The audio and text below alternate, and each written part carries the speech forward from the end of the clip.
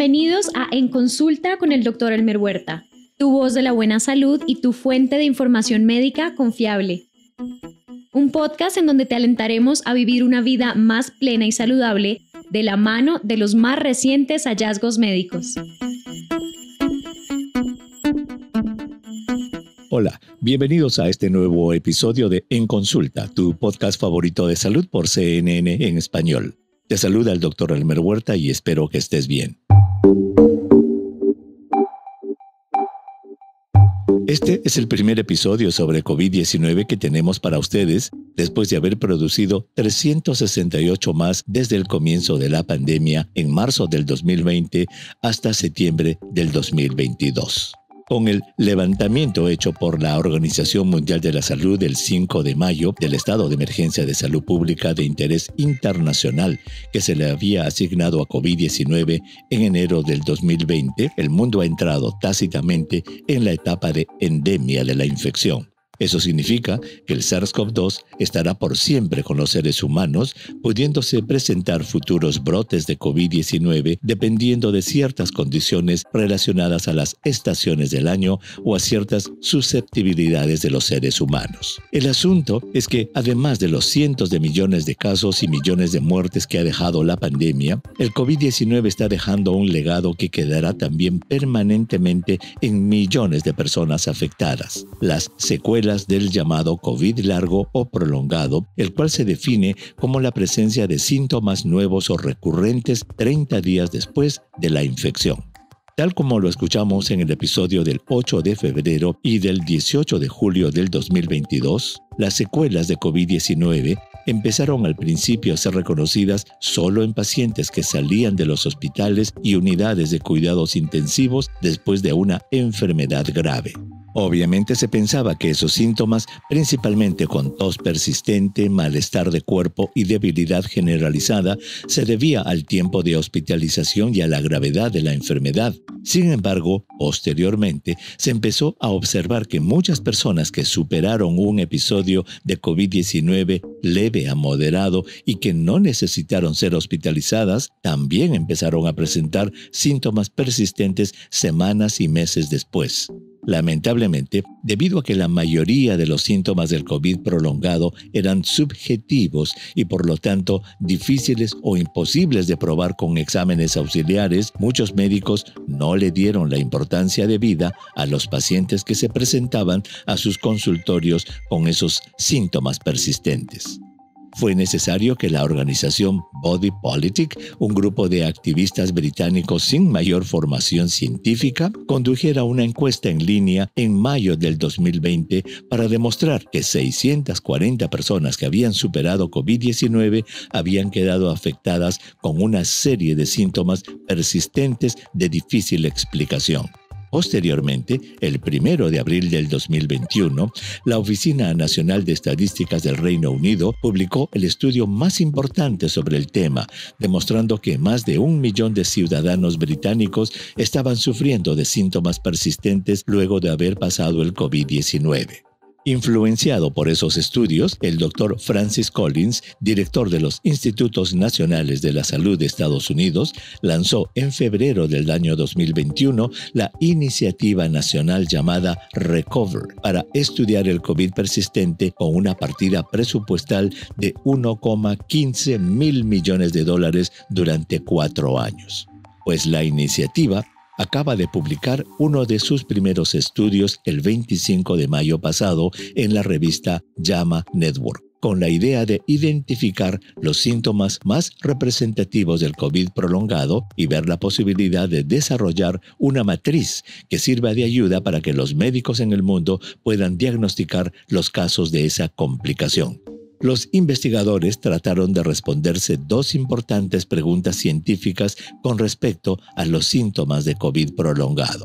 La primera fue, comparadas con personas que nunca tuvieron COVID-19, ¿cuáles son los síntomas que están presentes de manera diferente 6 o más meses después de la infección? Y segundo, ¿es posible desarrollar criterios diagnósticos basados en los síntomas persistentes que permitan a los médicos identificar a personas afectadas con COVID prolongado? El estudio consistió en entrevistar a casi 10.000 adultos, 89% de los cuales habían tenido COVID-19 y 71% eran mujeres, para que respondieran preguntas sobre la presencia de 44 síntomas frecuentemente relacionados con COVID. Una vez tabuladas las respuestas, se encontró que 37 de esos 44 síntomas tuvieron una frecuencia mayor del 2.5%. por lo que fueron escogidos para el análisis. Comparando la presencia de esos 37 síntomas en personas con y sin historia de COVID y aplicando métodos estadísticos sofisticados, los autores les asignaron un puntaje de acuerdo con la posibilidad de estar presentes en personas con historia de COVID. 12 de los 37 síntomas obtuvieron un puntaje de 1 o más.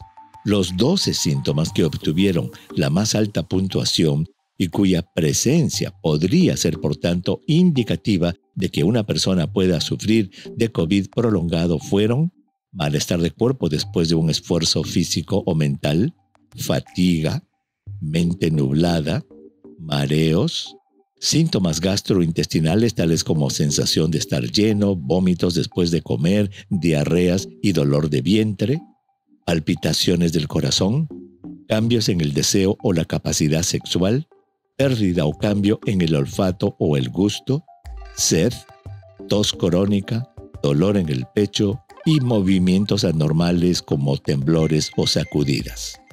El próximo paso, una vez identificados esos 12 síntomas, fue que los autores les adjudicaron un puntaje según la probabilidad de su presencia, comparando personas con o sin historia de la enfermedad.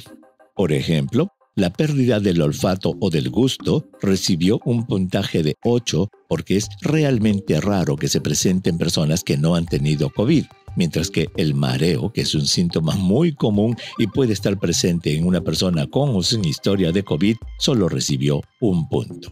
Los síntomas que mayor puntaje recibieron fueron la pérdida del olfato o del gusto, que como dijimos recibió un puntaje de 8, el malestar de cuerpo después de un esfuerzo físico o mental, que tuvo 7 puntos, la tos persistente 4 puntos y la mente nublada y la sed con 3 puntos cada uno.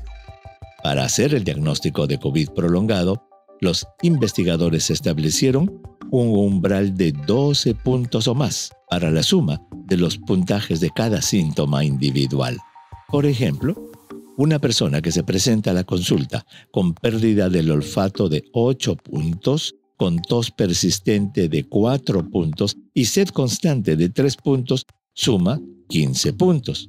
Y al ser mayor que 12, que es el umbral, podría estar sufriendo de COVID prolongado.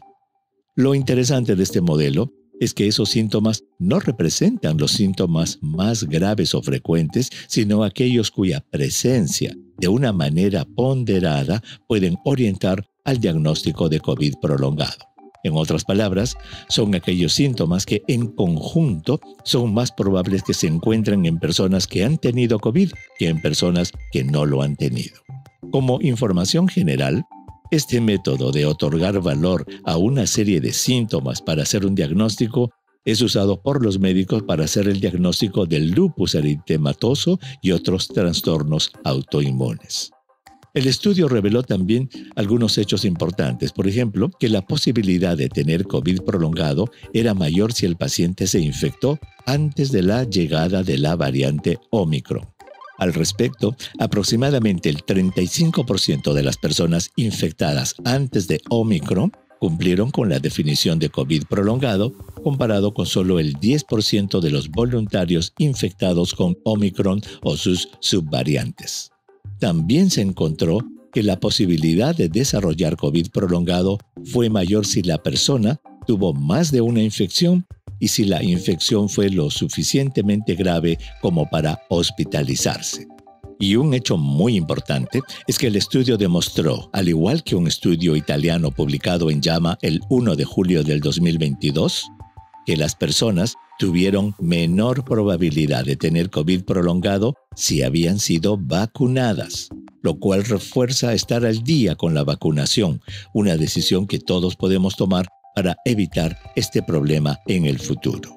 COVID-19 es una enfermedad nueva y la ciencia recién empieza a conocerle sus secretos. En este caso, saber cuáles son los síntomas relacionados al COVID prolongado. Estamos seguros de que en el futuro tendremos otros estudios que afinen los criterios para hacer el diagnóstico de una secuela que se calcula que afecta a millones de personas en el mundo.